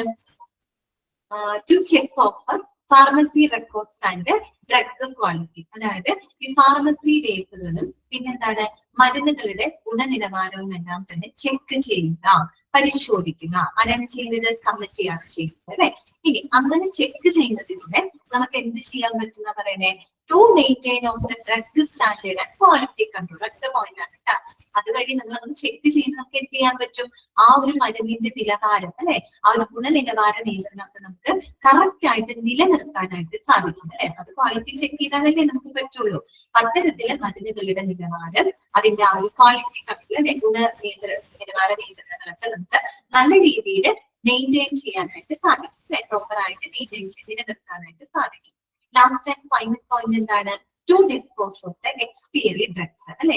കാലഹരണപ്പെട്ട മരുന്നുകൾ എല്ലാം തന്നെ നീക്കം ചെയ്യുക. കാലഹരണപ്പെട്ട മരുന്നുകൾ എല്ലാം തന്നെ നീക്കം ചെയ്യുക. എക്സ്പയർഡ് ആയിട്ടുള്ള ഡ്രഗ്സ് ഉണ്ടായിരിക്കും അല്ലെ, അതൊക്കെ എന്ത് ചെയ്യാം? നീക്കം ചെയ്യുക. ഇത്രയും ഫങ്ഷൻസ് ആണ് ആർക്ക് വരുന്നത്? നമ്മുടെ DTCക്ക് വരുന്നത്. DTC എന്താണ്? Drugs and therapeutic. അപ്പൊ എല്ലാ പോയിന്റും നമുക്ക് ഓർത്ത് കണക്ട് ചെയ്ത് പറയാൻ പറ്റും കേട്ടോ. ഒന്നാമത്തെ പോയിന്റ് നമ്മൾ എന്താ പറഞ്ഞത്? ഹോസ്പിറ്റലിന് ആവശ്യമായിട്ടുള്ള ഒരു ഡ്രഗ് ഫോർമുലറി തയ്യാറാക്കുക. അപ്പൊ ഫോർമുലറി എന്താണെന്ന് നിങ്ങൾക്ക് മനസ്സിലാവും. എന്താണ്? ലിസ്റ്റ് ഓഫ് ദ ഡ്രഗ്സ് ആണ് കേട്ടോ. ഹോസ്പിറ്റലിൽ ഉപയോഗിക്കുന്നതിന് ലഭ്യമാക്കിയിട്ടുള്ള എല്ലാ മരുന്നുകളുടെ ഒരു ലിസ്റ്റ്, ഇതാണ് ഫോർമുലറി. ഓക്കെ, ഫോർമുലറി തയ്യാറാക്കി. ഇനി എന്താണ് ലിസ്റ്റ് പ്രകാരമുള്ള മരുന്നുകൾ നമുക്ക് നിർമ്മിക്കുക അല്ലെങ്കിൽ പർച്ചേസ് ചെയ്യും. അടുത്ത പോയിന്റ് എന്താണ്? To select the proper manufacture, supplier and mode of procurement. അത് വാങ്ങിച്ചാൽ മാത്രം പോരാ, നിർമ്മിച്ചാൽ മാത്രം പോരാ, അത് നല്ല രീതിയിൽ സംഭരിക്കണം അല്ലെ. സംഭരണ രീതിയിൽ കൂടെ നമ്മൾ തിരഞ്ഞെടുക്കണം. അതിനകത്ത് ചെയ്തു. പിന്നെ എന്താ നമ്മൾ ഇനി അതിനകത്ത് ചെയ്യാറുള്ളത്? പഴയ മരുന്നുകൾ നീക്കം ചെയ്ത് പുതിയതിനെ നമ്മൾ ആഡ് ചെയ്യില്ല അല്ലെ. To add the new drugs and avoid the old drugs. ഇത്രയും കാലം ചെയ്ത ഏകദേശം സെറ്റ് ആയി, നമുക്ക് എന്ത് ചെയ്യാം? സപ്ലൈ ചെയ്യും. ഇതാണ് നാലാമത്തെ പോയിന്റ് അല്ലെ.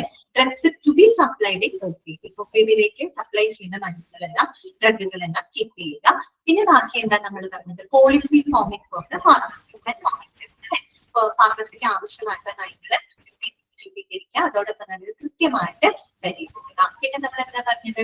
ഇതെല്ലാം നിർമ്മിക്കണമെങ്കിൽ എന്ത് വേണം? പർച്ചേസ് ചെയ്യാനായിക്കോട്ടെ, നിർമ്മിക്കാനായിക്കോട്ടെ, അതിന് ഫണ്ട് വേണം അല്ലെ, പൈസ വേണം. അതിനുള്ള ബഡ്ജറ്റ് ഡിമാൻഡ് ചെയ്യുക അല്ലെ. ഫാർമസിക്ക് ആവശ്യമായിട്ടുള്ള ബഡ്ജറ്റ് ഡിമാൻഡ് ചെയ്യുന്നു. പിന്നെ എന്താ നമ്മൾ പറഞ്ഞത്? മരുന്നുകളുടെ വിവര സംവിധാനങ്ങൾ രൂപപ്പെടുത്തിയെടുക്കുക, അതുപോലെ ഫാർമസി റെക്കോർഡുകളും മറ്റ് ഗുണനിലവാര റെക്കോർഡുകളെല്ലാം തന്നെ കൃത്യമായിട്ട് പരിശോധിക്കുക. അത് പരിശോധിച്ച് കഴിഞ്ഞാൽ നമുക്ക് എന്ത് ചെയ്യാൻ പറ്റും? ആ standard of drug and quality control proper ആയിട്ട് മെയിൻറ്റെയിൻ ചെയ്യാനായിട്ട് പറ്റും. ഇതാണ് അടുത്ത പോയിന്റ് അല്ലെ. To maintain the quality control and drug standard. പിന്നെ ലാസ്റ്റ് നമ്മൾ എന്താ പറഞ്ഞത്? To dispose of the expiry drugs അല്ലെ. ഈ പറയുന്ന കാലഘട്ടപ്പെട്ട മരുന്നുകളെല്ലാം തന്നെ ഡിസ്പോസ് ചെയ്യുക. എക്സ്പയർഡ് ആയിട്ടുള്ള മരുന്നുകൾ സൂക്ഷിക്കരുത്, അതെല്ലാം തന്നെ ഡിസ്പോസ് ചെയ്യുക. ക്ലിയർ ആണല്ലോ? ഇത്രയും ഫങ്ഷൻസ് ആണ് ആർക്കുന്നത്? ഒരു ATCക്ക് വരുന്നത്. മനസ്സിലായല്ലോ? ബോറടിക്കുന്നുണ്ടോ നിങ്ങൾക്ക്? ബോറടിക്കുന്നുണ്ടോ? കുറച്ചു പേർക്ക് ബോറടിക്കുന്നുണ്ട് അല്ലെ. ഈ ഒരു സമയമാകുമ്പോ എല്ലാവർക്കും മടുപ്പ് തോന്നുന്നുണ്ട് അല്ലെ. പഠിക്കും. അടുത്ത എന്താണ് നമ്മൾ പഠിക്കുന്നത്? Hospital formulary. അടുത്തതാണ് ഹോസ്പിറ്റൽ ഫോർമുലറി.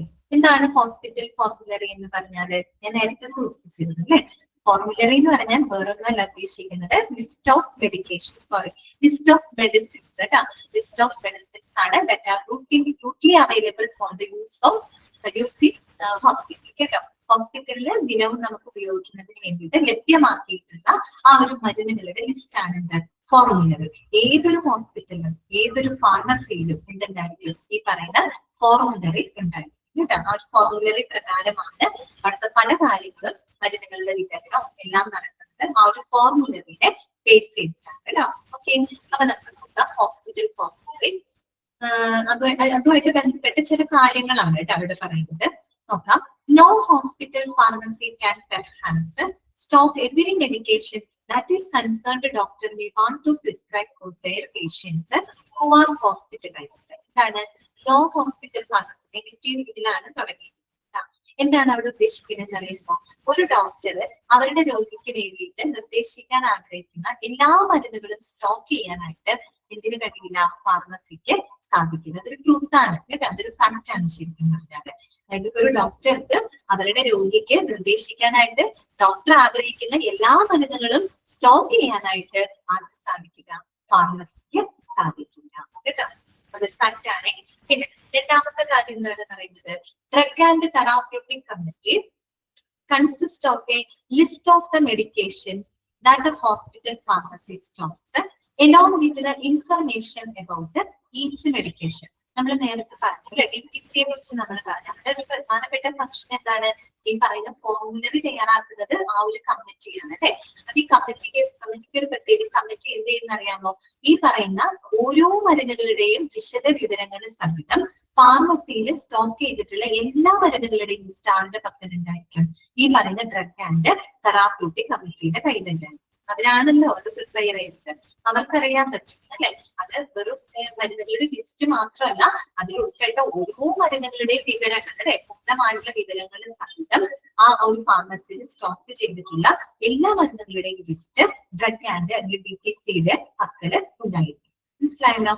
ഓക്കെ. പിന്നെന്താണ്? The committee that collects the information about the hospital formulary meets regularly to make the changes as necessary.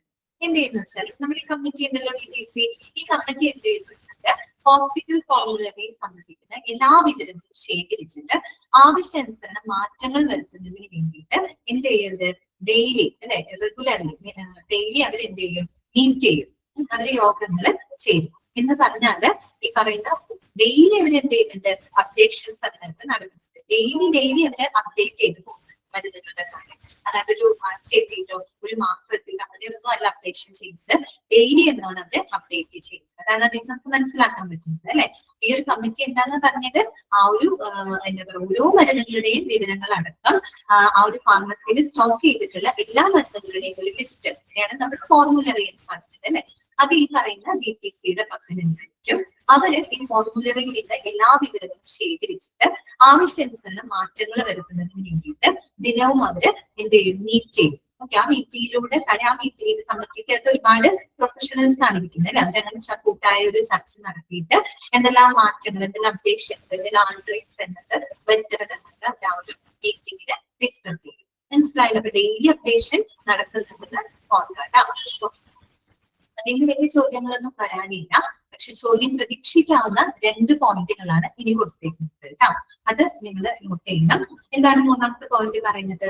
Doctors use the formulary to find out which medications the hospital has available to treat a given symptom of the patient.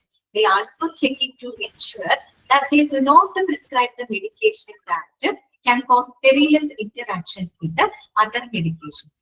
എന്താണെന്ന് മനസ്സിലാക്കിയതായിട്ട് എഴുതി വെച്ചിട്ടുണ്ടല്ലേ? ഒന്നുമില്ല, simple ആണ്. അതായത് ഒരു രോഗാവസ്ഥയിൽ അല്ലെങ്കിൽ ഒരു ചികിത്സയ്ക്ക് വേണ്ടിയിട്ട് ആ രോഗിക്ക് ഏതൊക്കെ മരുന്നുകളാണ് ആ ഒരു ഫാർമസിയിൽ അവൈലബിൾ ആയിട്ടുള്ളത്, ലഭ്യമായിട്ടുള്ളത് എന്ന് കണ്ടുപിടിക്കുന്നതിന് ഡോക്ടേഴ്സിനെ സഹായിക്കുന്നത് എന്താണ്? ഈ പറയുന്ന ഫോർമുലറി. മനസ്സിലായല്ലോ? ആ ഡ്രഗ് ഫോർമുലറിയിൽ നോക്കിക്കഴിഞ്ഞാല് ഈ ഡോക്ടേഴ്സിന് മനസ്സിലാവും അല്ലെ, ഈ രോഗിക്ക് നിർദ്ദേശിച്ചിട്ടുള്ള മരുന്നുകള് അവിടെ ലഭ്യമാണോ, ആ ഒരു ഫാർമസിയിൽ ലഭ്യമാണോ എന്ന് അറിയാനായിട്ട് ഡോക്ടറിനെ സഹായിക്കുന്നത് ഈ പറയുന്ന ഫോർമുലറിയാണ്. മനസ്സിലായാലും എല്ലാ ലിസ്റ്റും ഉണ്ടാവും അല്ലെ, മെഡിസിൻസിന്റെ കംപ്ലീറ്റ് ലിസ്റ്റ് ഉണ്ടാവും ഈ ഫോർമുലറി. അപ്പൊ ഈ ഡോക്ടർ ഒരു മരുന്ന് രോഗിക്ക് നിർദ്ദേശിച്ചു കഴിയുമ്പോൾ ഈ ഫോർമുലറി നോക്കിയാൽ ഡോക്ടർക്ക് മനസ്സിലാവും ഈ പറയുന്ന ആള് നിർദ്ദേശിക്കുന്ന മരുന്ന് ഫാർമസിയിൽ സ്റ്റോക്ക് ഉണ്ടോ, ഫാർമസിയിൽ ലഭ്യമാണോ എന്നറിയാനായിട്ട് ഡോക്ടറിനെ ഹെൽപ്പ് ചെയ്യും. കേട്ടല്ലോ? അപ്പൊ ചിലപ്പോൾ ചോദിക്കാം ഒരു രോഗാവസ്ഥയില് ഒരു രോഗിയെ ചികിത്സിക്കുന്നതിന് ആവശ്യമായിട്ടുള്ള മരുന്ന് ലഭ്യമാണോ എന്ന് കണ്ടുപിടിക്കാനായിട്ട് ഒരു ഡോക്ടറെ സഹായിക്കുന്നത് എന്താണ് എന്ന് ചോദിച്ചാൽ എന്താണ്? ഈ പറയുന്ന ഫോർമുലറിയാണ്, ഡ്രഗ് ഫോർമുലറിയാണ്. ഓക്കെ, അതിന് മാത്രമല്ല ഡോക്ടറെ സഹായിക്കുന്നത്, വേറൊരു പോയിന്റ് കൂടെ അവിടെ പറഞ്ഞിട്ടുണ്ട് അല്ലെ. എന്താണ്? They also checking to ensure that they do not prescribe the medications that can cause the perilous interactions with the other medications. Perilous എന്ന് പറഞ്ഞാൽ എന്താ ഉദ്ദേശിക്കുന്നത്? അപകടകരമായിട്ടുള്ളത്, dangerous ആയിട്ടുള്ളത്. അതായത് മറ്റ് മരുന്നുകളുടെ ഇടപെടലുകൾ മൂലം അപകടം സൃഷ്ടിച്ചേക്കാവുന്ന ചില മരുന്നുകളുണ്ട്. അത്തരം മരുന്നുകൾ ഒന്നും തന്നെ പ്രിസ്ക്രൈബ് ചെയ്യുന്നില്ല എന്ന് ഉറപ്പുവരുത്താനും ആരെ സഹായിക്കുന്നുണ്ട്? ഡോക്ടറിനെ സഹായിക്കുന്നുണ്ട്. ചില മെഡിസിൻസ് ഇപ്പൊ ഒരു രോഗിയാണെങ്കിൽ അവർക്ക് ചിലപ്പോ 1 2 2 കൂടുതൽ ഒക്കെ ഒരുപാട് മരുന്നുകൾ അവർ കഴിക്കും. ഒരു മരുന്ന് മാത്രമാവില്ല അല്ലെ, പല കാര്യങ്ങൾക്ക് വേണ്ടിയിട്ട് ചിലപ്പോ 1 2 അല്ലെങ്കിൽ അതിൽ കൂടുതലോ മരുന്നുകൾ അവർ ഉപയോഗിക്കുന്നുണ്ടോ. ചിലപ്പോൾ എന്തുണ്ടാകുന്ന വെച്ചാൽ നമ്മൾ പ്രിസ്ക്രൈബ് ചെയ്യുമ്പോൾ ചില മരുന്നുകൾ പരസ്പരം ഇന്ററാക്ട് ചെയ്തിട്ട് വേറെ എന്തെങ്കിലും ഇഫക്റ്റ് ഈ പറയുന്ന വ്യക്തിയുടെ ശരീരത്തിൽ ഉണ്ടാകും. അത് വളരെ അപകടകരമായ ഒരു അവസ്ഥയാണ് അല്ലെ. അപ്പൊ അത്തരത്തില് മറ്റു മരുന്നുകളുമായിട്ടുള്ള ഇടപെടലുകൾ മൂലം അപകടം സൃഷ്ടിച്ചേക്കാവുന്ന മരുന്നുകൾ ഒന്നും തന്നെ പ്രിസ്ക്രൈബ് ചെയ്യുന്നില്ല എന്ന് ഡോക്ടർക്ക് ഉറപ്പുവരുത്തുന്നതിന് എന്ത് സഹായിക്കുന്നുണ്ട്? ഈ സഹായിക്കുന്നുണ്ട്. മനസ്സിലായോ പറഞ്ഞത്? ക്ലിയർ അല്ലേ? എന്തെങ്കിലും ഡൗട്ട്സ് തോന്നുന്നുണ്ട് അതിനകത്ത്? മനസ്സിലാവില്ലേ? എന്താണ് റിപ്ലൈ ചെയ്യാത്തെ? മനസ്സിലായില്ലേ പറഞ്ഞത്? സെക്കൻഡ് പോയിന്റ് ആണ് മനസ്സിലാവാത്തത്. ഈ പറഞ്ഞ പോയിന്റ് മനസ്സിലായില്ലേ നിങ്ങൾക്ക്? ഒന്നുകൂടി പറയണം. ഓക്കെ, അതായത് ഈ ഫോർമുലറി എങ്ങനെയാണ് ഡോക്ടേഴ്സിനെ സഹായിക്കുന്നത്? എങ്ങനെയാണ് സഹായിക്കുന്നത്? ഈ പറയുന്ന ഒരു രോഗിയെ ചികിത്സിക്കുന്നതിന് ആവശ്യമായിട്ടുള്ള മരുന്നുകൾ, ഏതെല്ലാം മരുന്നുകൾ ലഭ്യമാണോ, ആ മരുന്നുകൾ ലഭ്യമാണോ എന്നറിയാനായിട്ട് ഫോർമുലറി സഹായിക്കും. മനസ്സിലായല്ലോ? അതോടൊപ്പം തന്നെ ഈ മറ്റു മരുന്നുകളുമായിട്ടുള്ള ഇടപെടലിൽ മൂലം അപകടം ഉണ്ടാക്കുന്ന മരുന്നുകൾ പ്രിസ്ക്രൈബ് ചെയ്യുന്നില്ല എന്ന് ഉറപ്പുവരുത്താനും ഡോക്ടറെ സഹായിക്കുന്നത് ഫോർമുലറിയാണ്. മനസ്സിലായല്ലോ? ക്ലിയർ ആയോ ഞാൻ പറഞ്ഞത്? ഇപ്പോ ഒരു സിമ്പിൾ ആയിട്ട് പറയുകയാണെങ്കിൽ, ഇപ്പോ എനിക്കൊരു പനി വന്നു, പനിയുണ്ട്, എനിക്ക് ചെറിയ ജലദോഷമുണ്ട്, ചെറിയ ശ്വാസമുട്ടൊക്കെ ഉണ്ടെന്ന് വിചാരിക്കാം. ഞാൻ ഈ അസുഖങ്ങളൊക്കെ ആയിട്ട് ഒരു ഡോക്ടറെ ഞാൻ കാണാൻ പോകുന്നുണ്ട് കേട്ടോ. ഒരു ഡോക്ടറെ കാണാൻ പോകുന്നുണ്ട്. അപ്പൊ ഡോക്ടർ എനിക്ക് കുറച്ച് മരുന്നുകളൊക്കെ പ്രിസ്ക്രൈബ് ചെയ്ത് തരാണ്. എനിക്കൊരു ഡോളോ എഴുതിയിട്ടുണ്ട്, പനിക്കായിട്ട് എനിക്ക് ഡോളോ എഴുതി തന്നിട്ടുണ്ട്. പിന്നെ എനിക്ക് ജലദോഷമുണ്ട്, തുമ്മലുണ്ട്, അപ്പൊ ഒരു സിട്രിസൺ എന്ന് പറഞ്ഞിട്ടൊരു മരുന്ന് ഡോക്ടർ എനിക്ക് പ്രിസ്ക്രൈബ് ചെയ്തിട്ടുണ്ട്. അതുകൂടാതെ എനിക്ക് നല്ല ശ്വാസം മുട്ടുണ്ട്, അപ്പൊ എനിക്കൊരു ഡെർഫിലിൻ കിട്ടാത്തെന്ന് പറഞ്ഞിട്ട് ഒരു മരുന്ന് എനിക്ക് പ്രിസ്ക്രൈബ് ചെയ്തിട്ടുണ്ട്. ഓക്കെ, ഞാൻ സങ്കല്പിക്കാം, അങ്ങനെ വരാതിരിക്കട്ടെ, അങ്ങനെ വിചാരിക്കാം. ഓക്കെ, അപ്പൊ എനിക്ക് ഡോളോ പ്രിസ്ക്രൈബ് ചെയ്തിട്ടുണ്ട്, സിട്രിസൺ എഴുതിയിട്ടുണ്ട്, ഡെർഫിലിൻ കിട്ടാണ്ട് എഴുതിയിട്ടുണ്ട്. ഓക്കെ, അപ്പൊ ഇങ്ങനെ ഈ 3 മരുന്നുകളാണ് എനിക്ക് ഡോക്ടർ പ്രിസ്ക്രൈബ് ചെയ്തിട്ടുണ്ട്. ഡോക്ടർ ഇത് എഴുതി തന്നു, പക്ഷെ ഡോക്ടർക്ക് അറിയണം ഈ മരുന്നുകൾ ഈ ഫാർമസിയിൽ അവൈലബിൾ ആണോ എന്നറിയണം. എന്നറിയാനായിട്ട് ആര് സഹായിക്കും? ആരെ സഹായിക്കുന്നത്? ഈ ഫോർമുലറിയാണ് സഹായിക്കുന്നത്. ഇപ്പൊ മനസ്സിലായോ പറഞ്ഞത്? ക്ലിയർ ആയോ ഞാൻ പറഞ്ഞത്? ആ ഫോർമുലറി നോക്കിക്കഴിഞ്ഞാല് ഡോക്ടേഴ്സിന് മനസ്സിലാവും ഈ പറയുന്ന ഡോളോയും സിട്രിസനും ഈ പറയുന്ന ഡെറിഫിലിൻ കിട്ടാണ്ടൊക്കെ ഈ ലിസ്റ്റിലുണ്ടോ എന്നറിയാനായിട്ട് ഡോക്ടറെ സഹായിക്കും. ഇത് സഹായിക്കും, ഫോർമുലറി സഹായിക്കും. മനസ്സിലായ? ഫോർമുലറി എന്ന് പറഞ്ഞാൽ എന്താണ്? ഒരു ലിസ്റ്റ് ഓഫ് ഡ്രഗ്സ് ആണ്. ക്ലിയർ ആയോ പറഞ്ഞത്? അലിനിക്ക് ക്ലിയർ ആയോ? ഞാൻ മനസ്സിലായില്ലേ? അലിനിക്ക് മാത്രമല്ല, എല്ലാവർക്കും മനസ്സിലായില്ലേ? ഓക്കെ, ശരി. അത് മാത്രമല്ല സഹായിക്കുന്നത്, ആ ഒരു രീതിയിൽ ഡോക്ടർ ഹെൽപ്പ് ചെയ്യുന്നുണ്ട്. ഇനി വേറൊരു രീതിയിൽ കൂടെ ഡോക്ടറെ സഹായിക്കുന്നുണ്ട്. എന്താണ്? ഇപ്പൊ ചില മരുന്നുകള് ഇപ്പൊ കഴിക്കുന്നുണ്ട്, എഴുതി തന്ന ചില മരുന്നുകൾ പരസ്പരം ഇന്ററാക്ട് ചെയ്തിട്ട് വേറെ എന്തെങ്കിലും അപകടങ്ങൾ ഉണ്ടാക്കാൻ സാധ്യതയുണ്ട്. അത്തരം മരുന്നുകൾ നമ്മൾ ഒഴിവാക്കുകയും വേണം. മനസ്സിലായോ പറഞ്ഞത്? മനസ്സിലായില്ലേ? അതിന് സഹായിക്കുന്നത് ഈ പറയുന്ന ഫോർമുലറി ആണ്. ക്ലിയർ ആണല്ലോ? ഫോർമുലറി എന്താണെന്നുള്ള കൺസെപ്റ്റ് നിങ്ങൾക്ക് ക്ലിയർ ആണ്. അതെന്ന് പറഞ്ഞാൽ വേറൊന്നുമല്ല, it's a list of medicines ആണ് that are approved by a hospital. ഒരു ഹോസ്പിറ്റൽ അവരുടെ ദിനംപ്രതിയുള്ള ഉപയോഗത്തിന് ലഭ്യമാകുന്ന മരുന്നുകളുടെ ലിസ്റ്റ് ആണ് ഫോർമുലറി. കേട്ടല്ലോ? ഓക്കെ ആണല്ലോ? ശരി. ഇനി അടുത്ത പോയിന്റ്, അപ്പൊ അതിന്റെ ചോദ്യങ്ങൾ വരാം കേട്ടോ. നെക്സ്റ്റ് പോയിന്റ് പറയുന്നത് the committee select the medications based on their effectiveness, their cost and the need for them at each particular hospital. ഇതാണ് പറയുന്നത്. ഈ കമ്മിറ്റി ആണല്ലോ, PTC ആണല്ലോ ഫോർമുലറി തയ്യാറാക്കുന്നത്.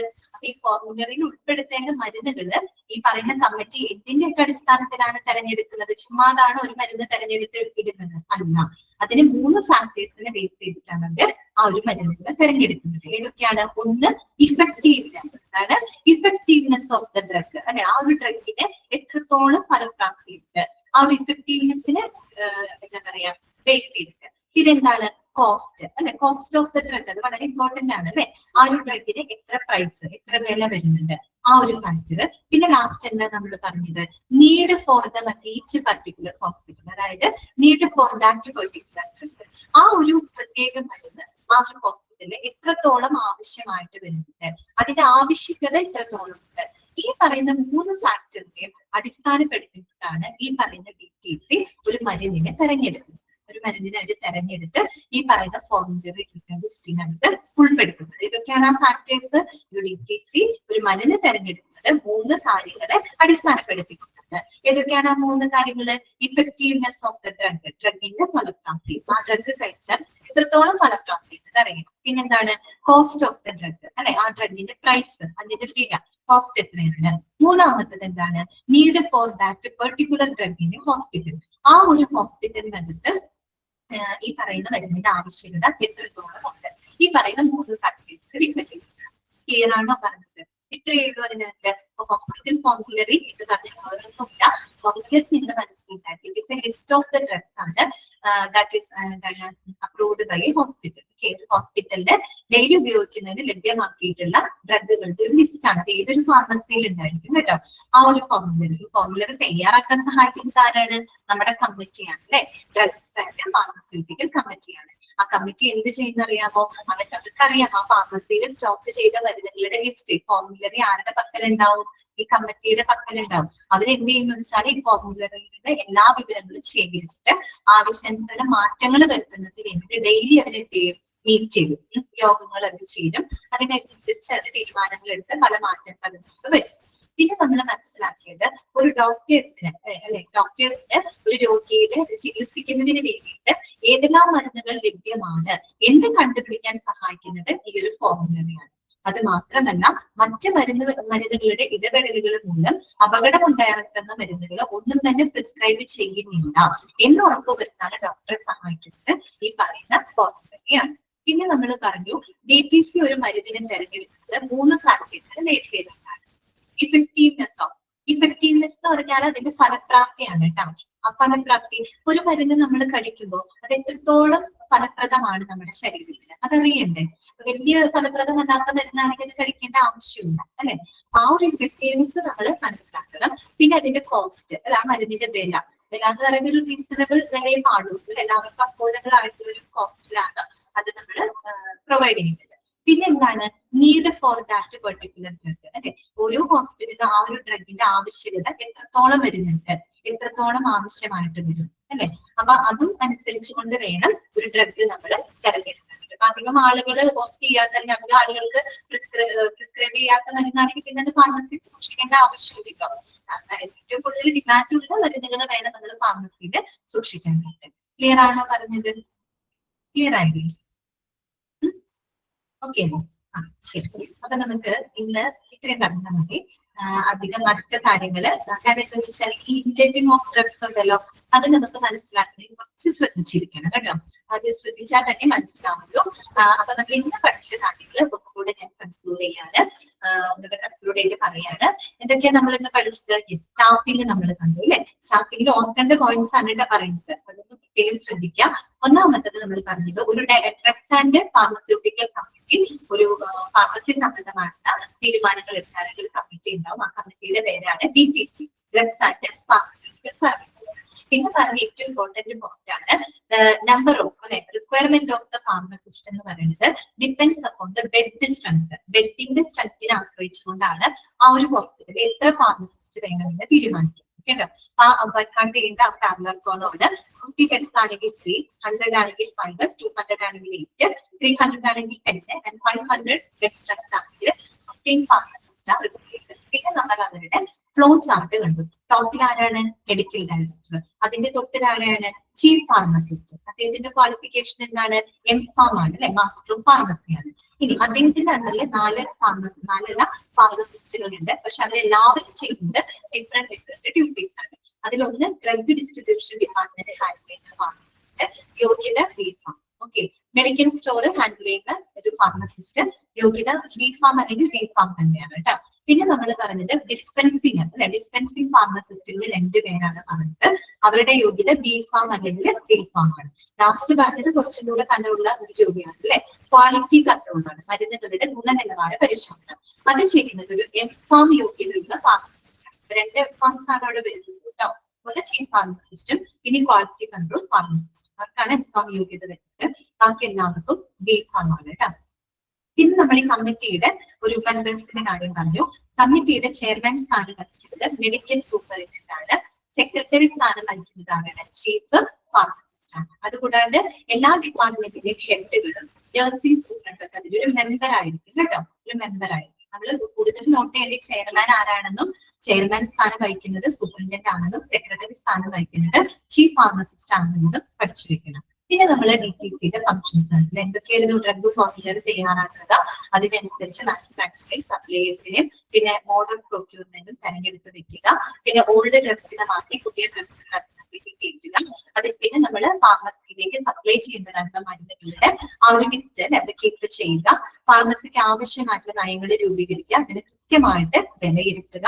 ഫാർമസിയുടെ ഈ പറയുന്ന ബഡ്ജറ്റ് അല്ലെ, ബഡ്ജറ്റ് മരുന്നുകൾ നിർമ്മിക്കാനാണെങ്കിലും പർച്ചേസ് ചെയ്യുന്നതിന് വേണ്ടിയിട്ട് ഒരു ബഡ്ജറ്റ് അത് ഡിമാൻഡ് ചെയ്യുക. പിന്നെ എല്ലാ മരുന്നുകളുടെയും വിവര സംവിധാനങ്ങൾ ഡെവലപ്പ് ചെയ്യുക. ഫാർമസി റെക്കോർഡുകളും ക്വാളിറ്റീസ് ഒക്കെ എപ്പോഴും എന്താണ് ചെക്ക് ചെയ്യുക. അത് ചെക്ക് ചെയ്യുന്നതിലൂടെ നമുക്ക് മരുന്നുകളുടെ നിലവാരം മെയിൻറ്റെയിൻ ചെയ്യാനായിട്ട് സാധിക്കും. എക്സ്പയർഡ് ആയിട്ടുള്ള കാലഹരണപ്പെട്ട മരുന്നുകളെല്ലാം തന്നെ നീക്കം ചെയ്യുക. പിന്നെ നമ്മൾ കണ്ടത് ഫോർമുലറി ആണ്. ഫോർമുലറി തന്നെ ലിസ്റ്റ് ഓഫ് വീണ്ടും പറയാണ്, list of the medicines that are approved by hospital. Formulary എങ്ങനെയൊക്കെ സഹായിക്കുന്ന ഒരു ഡോക്ടറെ, അതായത് ഒരു ഡോക്ടറെ സഹായിക്കുന്നത് രോഗിയെ ചികിത്സിക്കുന്നതിന് ഏതെല്ലാം മരുന്നുകൾ ആ ഫാർമസിയിൽ ലഭ്യമാണ് ആണ് എന്ന് കണ്ടെത്താൻ ഡോക്ടറെ സഹായിക്കുന്നത് ഫോർമുലറി ആണ്. അതോടൊപ്പം തന്നെ അദ്ദേഹം എന്താണ് മറ്റു മരുന്നുകളുമായിട്ട് ഇടപെട്ടുകൊണ്ട് ഒരു അപകടകരമായ അവസ്ഥ ഉണ്ടാക്കുന്ന മരുന്നുകൾ ഒന്നും തന്നെ അവർ പ്രിസ്ക്രൈബ് ചെയ്തിട്ടില്ല എന്ന് ഉറപ്പുവരുത്താനും ഡോക്ടറെ സഹായിക്കുന്നത് ഫോർമുലറി ആണ്. പിന്നെ നമ്മുടെ ഈ കമ്മിറ്റി ഒരു ഡ്രഗിനെ തെരഞ്ഞെടുക്കുന്നത് അല്ലെ, ഫോർമുലറിയെ ഉൾപ്പെടുത്തേണ്ട ഡ്രഗിനെ തെരഞ്ഞെടുക്കുന്നത് 3 ഫാക്ടേഴ്സിനെ ഡിപ്പെൻഡ് ചെയ്യുന്നതാണ്. ഒന്ന് ഇഫക്റ്റീവ്നെസ് ഓഫ് ദ ഡ്രഗ്, ഡ്രഗിന്റെ ഫലപ്രാപ്തി, ആ ഡ്രഗ് കഴിച്ചാൽ രോഗിക്ക് എത്രത്തോളം ഫലപ്രദമാവുന്നുണ്ട് എന്നുള്ള ഇഫക്റ്റീവ്നെസ്, പിന്നെ cost of the drug, and final one needs of that particular drug. Okay, clear ആണല്ലോ? ഇത്രയേ ഉള്ളൂ കേട്ടോ. അപ്പൊ ഞാൻ അടുത്തത് ഡിറ്റ് ചെയ്യാണ്. എന്തെങ്കിലും ഡൗട്ട്സ് ഉണ്ടെങ്കിൽ ഇത് ചോദിക്കാം. മിസ്സേ, നമ്മളാ ഫ്ലോ ചാർട്ട് പറഞ്ഞതിൽ ഡയറക്ടർ എന്ന് പറഞ്ഞത് ആരായിരിക്കും? ഡയറക്ടർ എന്ന് പറഞ്ഞ medical director, he's a physician, doctor തന്നെയായിരിക്കും കേട്ടോ. ഡോക്ടർ. Okay okay.